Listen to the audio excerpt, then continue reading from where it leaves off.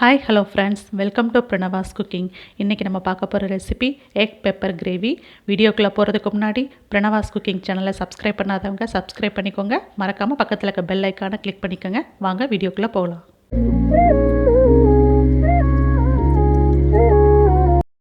இப்போ ஸ்டவ்வில் ஒரு பேன் வச்சுக்கோங்க.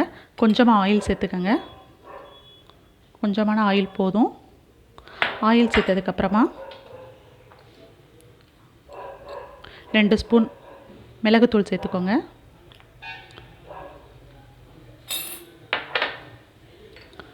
ஒரு ஸ்பூன் மஞ்சத்தூள்,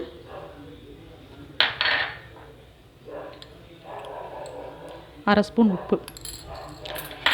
இந்த எண்ணெயில் நல்லா அந்த பொடியெல்லாம் நல்லா ஃப்ரை பண்ணிக்கோங்க. மிளகு சேர்த்துருக்கறனால ஸ்டவ்வை வந்து லோ ஃப்ளேமில் வச்சுக்கோங்க. மிளகு கரிஞ்சு போயிடும்.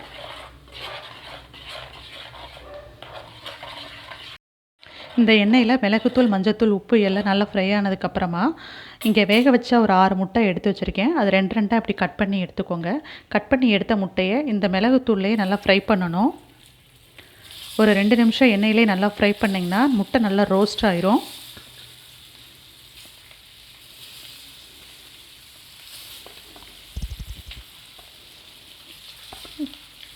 இப்படி ஒவ்வொன்றா உள்ளே சேர்த்துக்கோங்க. கொஞ்சம் லோ ஃப்ளேம்லேயே வச்சு முட்டை நல்லா ரோஸ்ட் ஆகிற வரை பொரிச்சு எடுத்துக்கோங்க.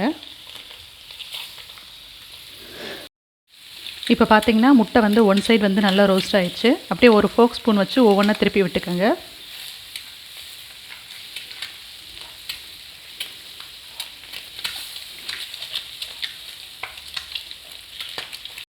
இப்போ பார்த்தீங்கன்னா முட்டை 2 பக்கமும் நல்லா ரோஸ்ட் ஆகிடுச்சு. இப்போ இதை ஒரு பிளேட்டுக்கு மாற்றிக்கலாம்.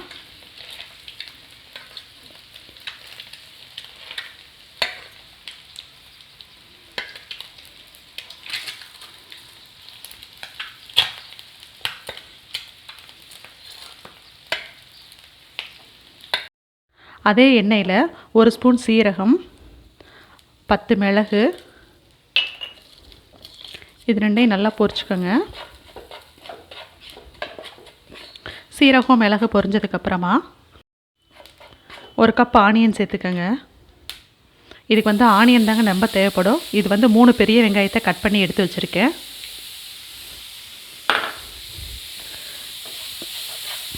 இந்த எண்ணெயிலேயே ஆனியன் நல்லா வதங்கணுங்க. வெங்காயம் நல்லா வதங்கினதுக்கப்புறம் ஒரு தக்காளி நல்லா கட் பண்ணி உள்ளே சேர்த்துக்கோங்க.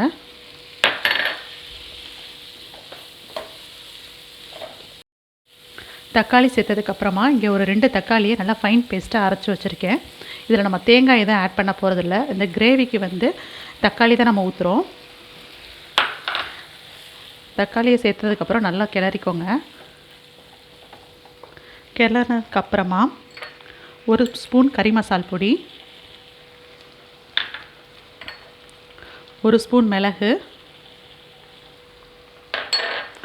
ஏற்கனவே நம்ம முட்டை வறுக்கும் போது அதில் கொஞ்சம் உப்பு சேர்த்துருக்கோம். இப்போ இந்த மசாலாவுக்கு தேவையான உப்பு சேர்த்துக்கலாம்.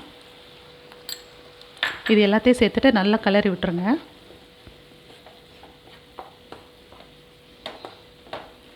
எல்லாம் சேர்த்ததுக்கப்புறமா இந்த ஸ்டேஜில் ஃபைனலாக இஞ்சி பூண்டு பேஸ்ட் உள்ளே சேர்த்துக்கோங்க. 1 ஸ்பூன் போதும்.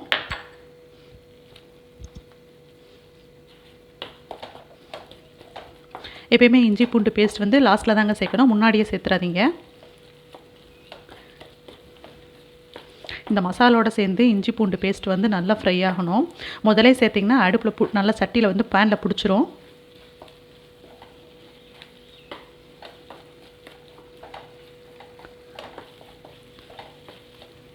இது சேர்த்ததுக்கப்புறமா கிரேவிக்கு தேவையான அளவு தண்ணி சேர்த்துக்கோங்க.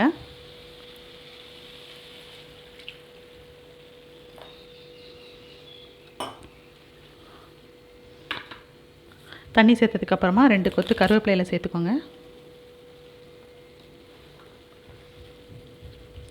இதை மீடியம் ஃப்ளேம்லேயே வச்சு ஒரு கொதி விட்டுருங்க. ஒரு கொதி வந்ததுக்கப்புறமா மூடி போட்டு சிம்மில் வச்சிட்டிங்கன்னா கிரேவியோட எண்ணெய் பிரிஞ்சு வெளியே வர ஆரம்பிச்சிரும். எல்லா மசாலாவும் சேர்த்ததுக்கப்புறம் ஒரு கொதி வந்துருச்சு. இப்போ ஃப்ளேம் வந்து சிம்மில் வச்சுட்டு ஒரு மூடி போட்டுட்டு 10 நிமிஷம் கழித்து பாருங்கள், எண்ணெய் பிரிஞ்சு ரெடி ஆயிரும். இப்போ நம்ம திறந்து பார்க்கலாம். நம்ம எக் பெப்பர் கிரேவி பார்த்திங்களா சூப்பராக ரெடி ஆயிடுச்சு. எண்ணெயெல்லாம் பிரிஞ்சு வந்துருச்சு.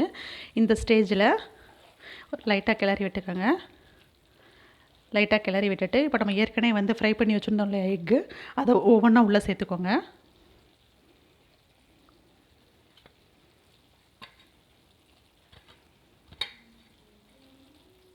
முட்டையை உள்ளே சேர்த்ததுக்கப்புறமா ஒரு நிமிஷம் கழித்து லைட்டாக பரட்டி விடுங்க. அப்போ தான் இந்த மசால் வந்து முட்டையிலோட நல்லா இறங்கும்.